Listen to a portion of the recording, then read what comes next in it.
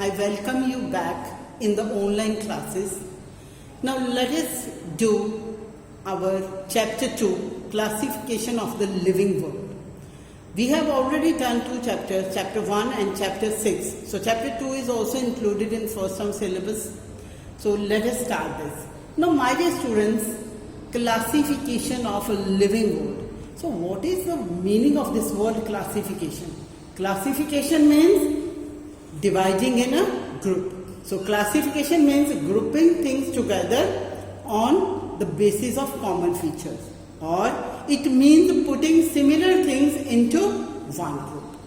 Now why do we classify things? We classify things to make life more systematic. You often have seen some classifieds in the newspapers. Now what is the use? That there are so many types of advertisements given in the newspaper. So what is the help of these classifieds? It is easier for people to find what they are looking for. The same goes for libraries, stores or shops where they classify things accordingly. Here is the summary of this students, what we have read, that classification of living world, dividing in a group, grouping things together in a group, that group together on the basis of common features. Then putting similar things into one group. Now why do we classify? To make life more systematical, as I have given you the example of ads in newspapers. Now my dear students, what is the importance of classification? What is the need to do classify all these things? Classification, it helps one to find things easily, also helps to identify them. For example, if you go to the library, you see a section of books there written history. So you pick a book from there, you know that what you are going to find in the book. So this is what the importance of classification. Now dear students, classification of living beings. Now you know that scientists, they have identified millions of living organisms. Now there are classification of living beings. Now as you know, scientists, they have identified millions of living organisms and they are still finding more of them. So you know, it will be very difficult for the scientists to remember all these things, and classification helps scientists study living beings in a systematic way. It would be very difficult for scientists even to study all types of organisms. So my dear students, classifying organisms into different groups makes our task easier in the following way. Number one, it helps scientists identify a new organism they come across as belonging. If suppose they are finding a new one, they are in, then they compare its features with the organism which is already existing.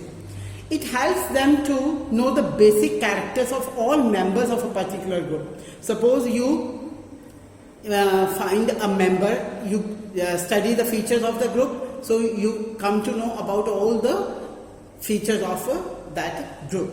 And third, it helps them to share information in a systematic way. So there is a proper system of classification. So a scientist from any country, they can share their information. Now what is plan of classification? Now my dear students, what is plan of classification? While classifying living beings, scientists follow a general plan. Now what do they do? They classify all living beings into broad categories on the basis of some common feature. These broad categories are called kingdoms. So kingdom is the broadest unit of classification. So scientists follow a general plan. They classify living things into broad categories called kingdoms.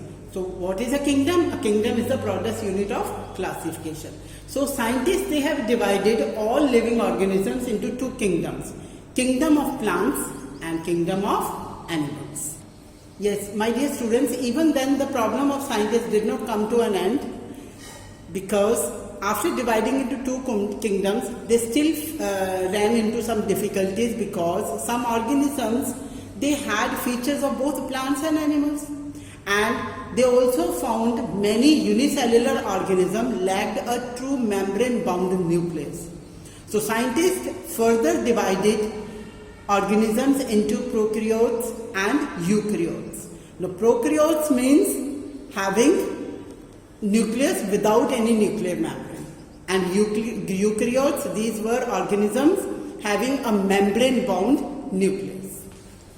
So students, here you can see the difficulties that scientists found after dividing kingdom into kingdom of plants and animals. So they two more categories they found out, that eukaryotes and prokaryotes.